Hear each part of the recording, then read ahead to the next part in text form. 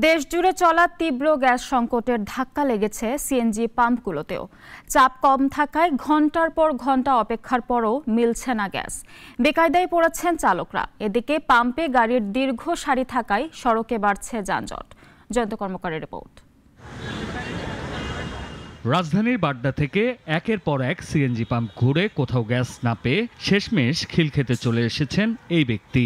দীর্ঘ সিরিয়ালে দাঁড়িয়ে অবশেষে পেলেন গ্যাস, তবে চাপ না থাকায় খুব সামান্য গ্যাস নিয়েই চলে যেতে হচ্ছে। বাড্ডা থেকে ঘুরতে ঘুরতে এই জায়গায় আইছি, খিলক্ষেতে আইসা লম্বা লাইনে 2 ঘন্টা লাগলো গ্যাস লইতে।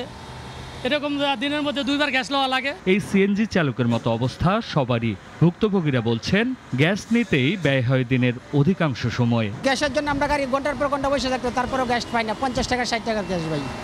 এখন আমাদের চলার তো খুব মুশকিল, গাড়ি জমা মিলাইতে পারতেছিলাম। সিরিয়াল যাইতে যাইতে ওই খিলক্ষেত আপনার নিগঞ্জ পার হয়ে যায়। অনেক সময় গাড়িও চালাইতে পারে না, কালকেই যেরকম গাড়ি চালাইতে পারি নাই। বেশি অসুবিধায় পড়েছেন ভাড়ায় চালানো গাড়ির চালকরা। জমার টাকা উঠাতেই হিমশিম অবস্থা তাদের। 200 থেকে 150 টাকার গ্যাস ঢুকছে, এই গ্যাস দিয়ে আমরা গাড়ি ওরকম ভাবে চালাইতে পারতেছি না।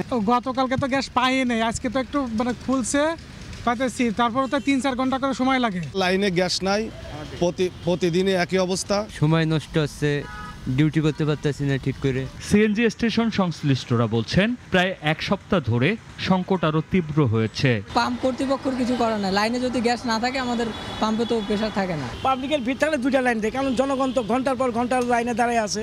আমাদের তো এখনো করে গেছে না, আমরা যেটুকু পারি আমাদের সাইডে যেটুকু আমরা এইভাবে দিতে আছে। এদিকে গ্যাসের অপেক্ষায় থাকা গাড়ির দীর্ঘ সারির কারণে রাজধানীর সড়কে বেড়েছে যানজট। জয়ন্ত কর্মকার, নাগরিক, ঢাকা। একমাত্র ওয়ালটন এসি দিচ্ছে 1 বছরের রিপ্লেসমেন্ট গ্যারান্টি এবং কম্প্রেসারের 10 বছরের গ্যারান্টি।